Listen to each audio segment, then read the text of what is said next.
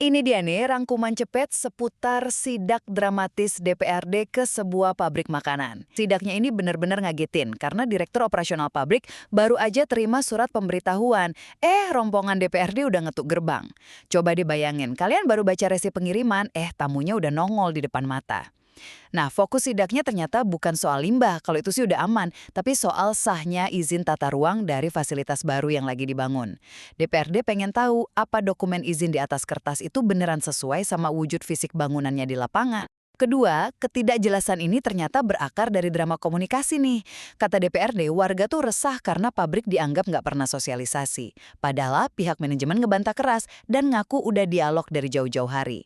Di sini muncul satu pertanyaan kritis buat kita. Apa pegang dokumen izin resmi aja udah cukup? Atau perusahaan emang mutlak harus jaga keharmonisan sama warga sekitar? Ketiga, ribut-ribut soal izin dan komunikasi ini bawa dampak nyata buat nasib 300 karyawan pabrik yang kesejahteraannya terancam kalau sampai operasional terhenti. Pastinya konflik birokrasi ini nggak boleh dong sampai ngorbanin periuk nasi ratusan orang. Makanya DPRD sekarang turun tangan sebagai penengah dan bakal gelar rapat pembuktian besar-besaran bareng semua pihak minggu depan. Rapat nanti bakal jadi penentu banget apakah pabrik ini bisa lanjut produksi dengan tenang atau malah terpaksa ngerombak total fasilitasnya demi ngeredam keresahan warga. Kami dari pimpinan dan juga pimpinan Komisi 1, Komisi 3, dan 4 beserta seluruh anggota hadir untuk melakukan inspeksi mendadak ataupun sidak ya di mana di DPT Cipta Aneka Pangan Prima. Insya Allah tadi sudah ada pembicaraan dan juga pembahasan. Nanti insya Allah ke depan akan kita tidak lanjuti secepatnya yang mungkin oleh komisi terkait ada Komisi 1, 3, dan Komisi 4. Maka barusan kita sudah kurang lebih 2 jam. Kami dari Komisi 1 terkait tupoksi kita, terkait perizinan. Tapi secara prinsip kita sudah ngobrol. Jadi kita dari DPRD sebagai jembatan penengah ya. Bagaimana ini permasalahan yang cukup ramai ini segera beres. Mudah-mudahan minggu depan jadi kita dari pihak perusahaan, DPRD dan pihak eksekutif juga ini mudah-mudahan minggu depan kita akan debut kembali dengan warga tentunya supaya permasalahan cepat selesai. Kalau masalah perizinan itu nanti di Komisi 1, kita di Komisi 3-nya penindakan masalah di nanti IMB ya, mungkin apa bangunannya ya. Nanti kita lihat dan memang katanya tidak ada permasalahan IPA, tapi IPA juga katanya sudah diantisipasi, ya sebenarnya sudah tidak ada masalah ya.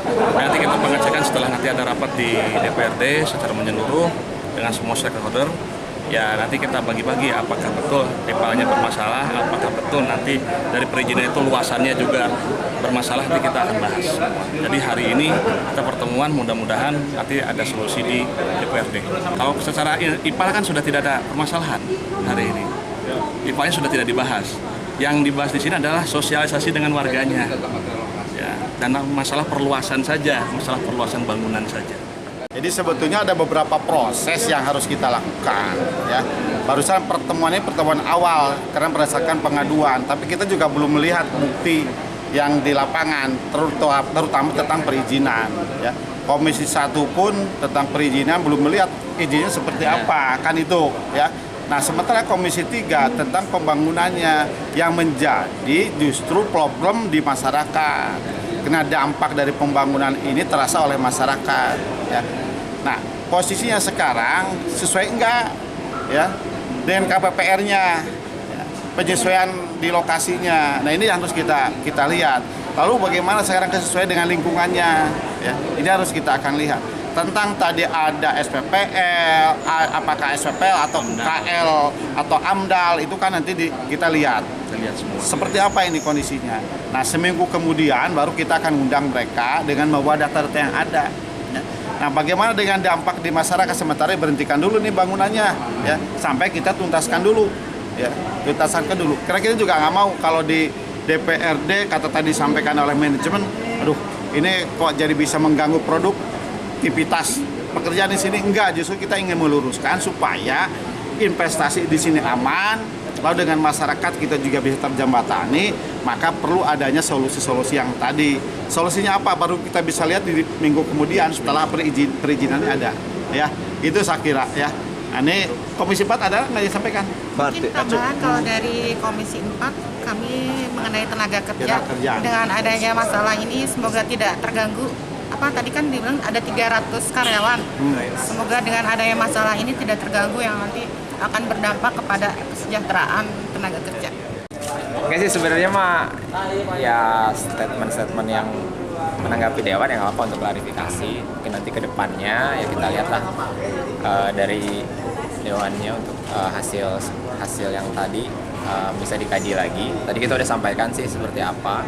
Jadi yang hari ini terjadi kondisinya di perusahaan seperti apa kita udah sampaikan, harusnya dewan bisa menilai lagi, mengimbangi lagi seperti apa atas laporan yang awalnya dari masyarakat, dan tadi kita udah sampaikan dari pihak perusahaan seperti apa. Tapi terkait komunikasi nanti yang akan dilakukan apa nih tadi? Kan ada saran melakukan komunikasi dengan warga.